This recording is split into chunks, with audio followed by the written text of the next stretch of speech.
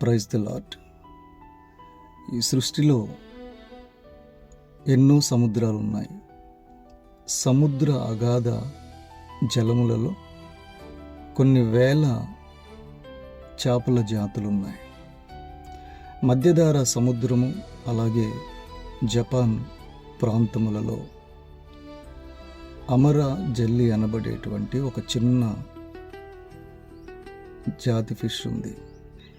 ఈ అమర జెల్లీ అనబడేటువంటి ఫిష్ దానికి ఏదైనా దెబ్బ తగిలినప్పుడు, లేదా తన జీవిత కాలము అయిపోయి వృద్ధాప్యానికి వెళ్ళే సమయంలో ఈ అమర జెల్లీ తమ జీవిత కాలాన్ని రివర్స్ చేసుకొని మరలా బాల్య దశకు వెళ్ళగలదు.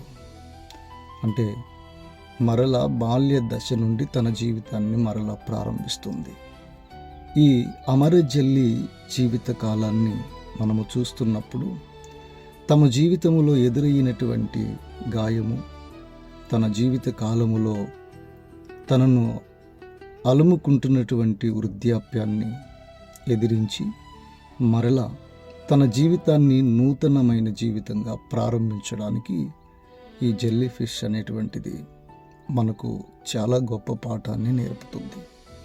మన జీవితంలో ఎన్నో దెబ్బలు, మన జీవితంలో ఎన్నో శ్రమలు, కష్టాలు, అలాగే మన జీవితంలో ఎన్నో దుర్ఘటనలు జరుగుతున్నప్పుడు మనము మన జీవితాన్ని నిలదొక్కుకొని జెల్లీ ఫిష్ బాల్య దశకు వెళ్ళి తన జీవితాన్ని నూతనమైనదిగా ప్రారంభించినట్లు మన జీవితంలో కలిగే అనేకమైన ఒత్తిడుల నుండి, శ్రమల నుండి మనలను మనము పటిష్టంగా నిలబెట్టుకోవలసినటువంటి వారమై ఉన్నాము.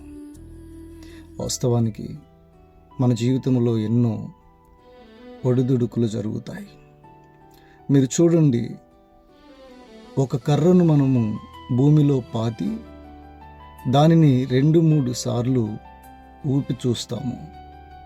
ఎందుకంటే అది గట్టిగా బిగిసిందా లేదా, అది గట్టిగా పాతి పెట్టబడిందా లేదా అని. ఒక స్తంభాన్ని మనం ఎలాగైతే కదిలించి ఊపి చూస్తామో మన జీవితం పటిష్టమవడానికి మన జీవితంలో మనం ఎన్నోసార్లు కదిలింపబడతాం. ఎందుకు అంటే మనం పటిష్టంగా ఉన్నామా లేదని గ్రహించడం కోసం మనము కొన్నిసార్లు కదిలించబడవలసి ఉంటుంది. కనుక మీ జీవితం కదిలించబడుతున్నట్లయితే మీరు భయపడకండి. మీరు పటిష్టంగా నిలబడడానికి మీరు కదిలించబడుతున్నారు. Praise the lord.